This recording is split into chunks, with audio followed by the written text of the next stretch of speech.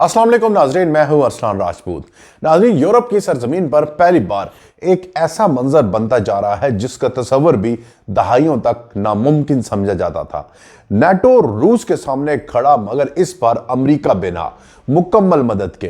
क्या वाकई ही यूरोप एक ऐसे मुस्तकबिल की तरफ बढ़ रहा है जहां जंग की पहली सिफ्त में खड़े फौजी सिर्फ यूरोपीय होंगे और उन्हें अपने दिफा का सबसे बड़ा इम्तिहान अकेले करना पड़ेगा? नाजरीन, अगर आप यूरोप, रूस और अमेरिका की बदलती हुई इस ताकत की कशमकश को समझना चाहते हैं तो वीडियो को लाइक करें, चैनल को सब्सक्राइब करें और बेल आइकन लाजमी दबाएं। नाजरीन, जब फ्रांसीसी हेलीकॉप्टर ने आकर अपने कमांडोज उतारे तो पहाड़ियों में तोपों और टैंकों की गन गरज साफ सुनाई दे रही थी।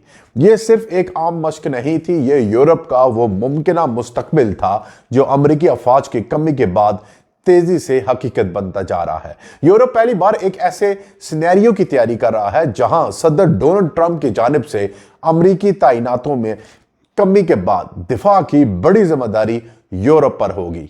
नाजरीन, इस वॉर गेम में यूरोपीय फौजियों ने अमेरिकी किरदार कम होने की सूरत में अपनी अमली सलाहियत का जायजा लिया। अमेरिका एक जानिब एशिया की सिमत अपनी तवज्जो बढ़ा रहा है तो दूसरी तरफ यूक्रेन जंग खत्म करने के लिए रूस के साथ सफारती राब्तों में इजाफा कर रहा है। हालिया अमेरिकी बयानात में यह वाज़ा इशारा शामिल है कि वाशिंगटन जल्द या बदेर यूक्रेन को दी जाने वाली बाकी अस्करी इमदाद भी महदूद कर सकता है।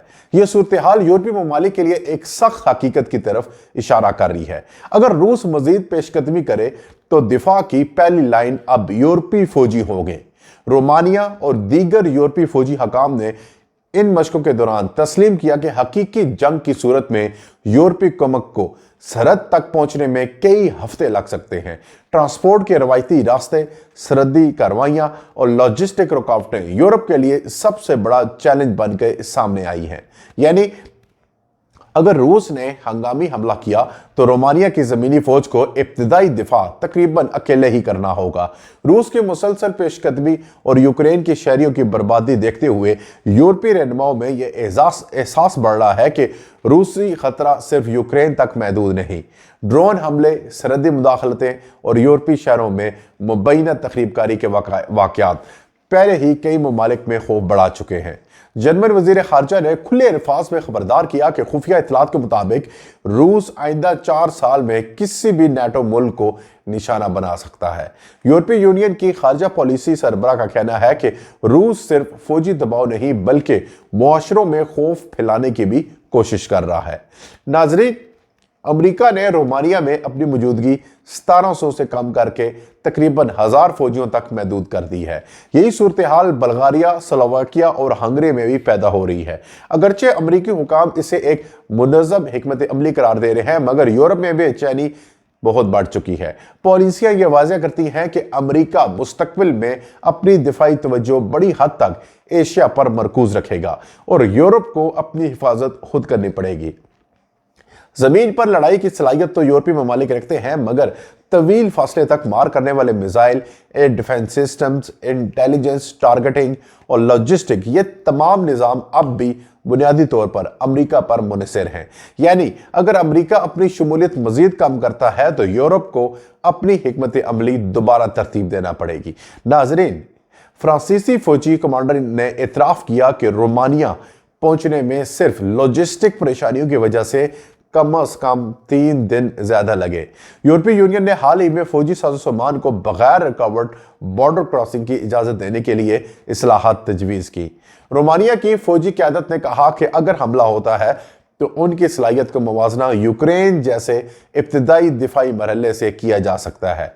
यूरोपीय यूनियन ने 150 अरब यूरो का दिफाई फंड बनाया जिनसे रुकन ममालिक ने हथियार खरीद सकते हैं। रोमानिया इस फंड का दूसरा बड़ा फायदा उठाने वाला मुल्क है और पहले ही अरबों यूरो के मंसूबे हासिल कर चुका है। इस प्रोग्राम का मकसद 2 अहम मसाइल हल करना है।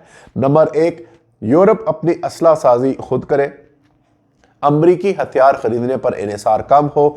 इसलिए जर्मन दिफाई कंपनी राइन मेटल रोमानिया और बल्गारिया में बड़े असलाह कारखाने बना रही है ताकि गोला बारूद की कमी को खत्म किया जा सके। अमरीकी फौज के कम होने के बाद रोमानिया किसी ऐसे इत्तेहादी की तलाश में है जो जमीनी सतह पर पूरा किरदार अदा कर सके। अगरचे रोमानिया अमरीका के फैसले को बदलने की कोशिश नहीं कर रहा, मगर वो ये खला पुर करना चाहता है। फ्रांस इस वक्त नुमाया उम्मीदवार है। बरसों से फ्रांसीसी क़यादत ये कहती रही कि यूरोप को अपना दिफा खुद करना चाहिए और अमली तौर पर यह मंजर हकीकत बनता नजर आ रहा है। रोमानिया के सदर जल्द ही फ्रांस का दौरा करेंगे, जहां दोनों ममालिक मुमकिन फौजी तैनाती पर बातचीत करेंगे। मशरकी यूरोप में ड्रोन हमलों, रूसी सरहदी दबाव ने रुकन ममालिक को मजीद मोहतात कर दिया। एक तकरीब के दौरान जब रोमानिया और अमरीकी फौजें मुश्तरका जश्न मना रहे थे तो अचानक एक नया ड्रोन अलर्ट आने से तकरीब मुख्तसर करनी पड़ी। यह अलामत है कि खतरा यूरोप के दरवाजे तक पहुंच चुका है। फ्रांसीसी जनरल ने वाज़ह तौर पर कहा कि तारीख का रुख अमरीका की यूरोप से बतदरीज दूरी की तरफ है, इसलिए यूरोप को अपनी मज़ामत खुद मजबूत करनी होगी। यूरोप के लिए आने वाले साल फैसला कुन है।